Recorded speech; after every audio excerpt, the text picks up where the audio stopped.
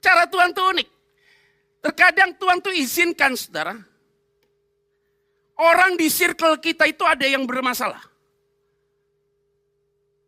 Sering sekali Tuhan izinkan itu terjadi. Tapi sebenarnya tujuannya bukan buat dia. Bukan buat dia. Tujuannya adalah untuk siapa? Untuk orang-orang di circle-nya dia. Tapi Tuhan pakai orang ini menjadi media. Untuk membentuk orang-orang yang sangat dekat dengan dia. Supaya mereka lihat lewat peristiwa ini luar biasa. Nanti lihat saudara. Ada banyak peristiwa yang terjadi dengan Lazarus ini. Impact-nya kemana-mana. Jadi hari ini ingat baik-baik nih. Kalau kita sedang menghadapi pergumulan dalam setiap pribadi keluarga kita. Kenapa sih masalah nggak selesai? Sebenarnya ada banyak peristiwa yang terjadi dalam hidup kita. Mungkin kita nggak ngalami. Suami kita oke-oke aja, istri oke-oke aja, anak-anak oke-oke aja. Jangan-jangan sibling kita, ipar kita. Orang di sekitar kita yang punya masalah. Tapi dipakai Tuhan untuk kita nih semua yang ada di tempat ini. Jadi circle-circle kita itu, saya kasih tahu ya. Apa yang mereka alami akhirnya impact-nya ke kita juga. Positif pastinya. Karena tujuannya kan supaya Tuhan dipermuliakan.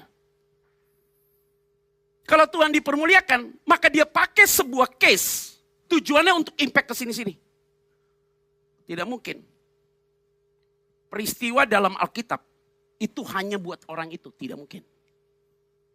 Sangat tidak mungkin.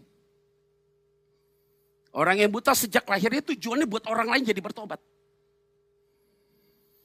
Jadi kegagalan yang terjadi di dalam hidup pribadi dan keluarga kita juga dipakai Tuhan. Untuk menjadi pembelajaran yang lain. Coba baca di Alkitab. Abraham jatuh. Sarah dikasih budaknya. Peristiwa tentang Daud salah diceritakan.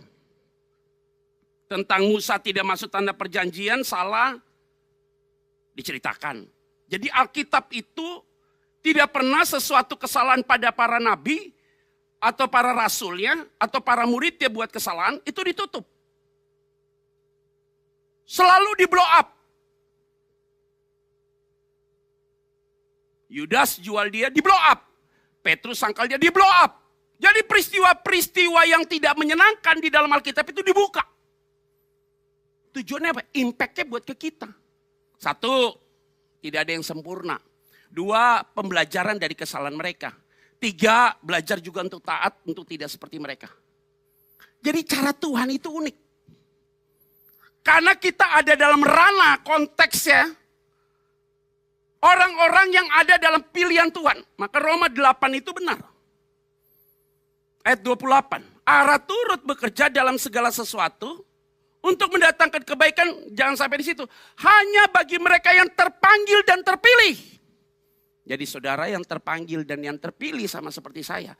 Peristiwa apapun yang terjadi dalam hidup kita. Atau peristiwa apapun yang terjadi di circle kita. Dipakai Tuhan untuk membuat kita semakin dewasa.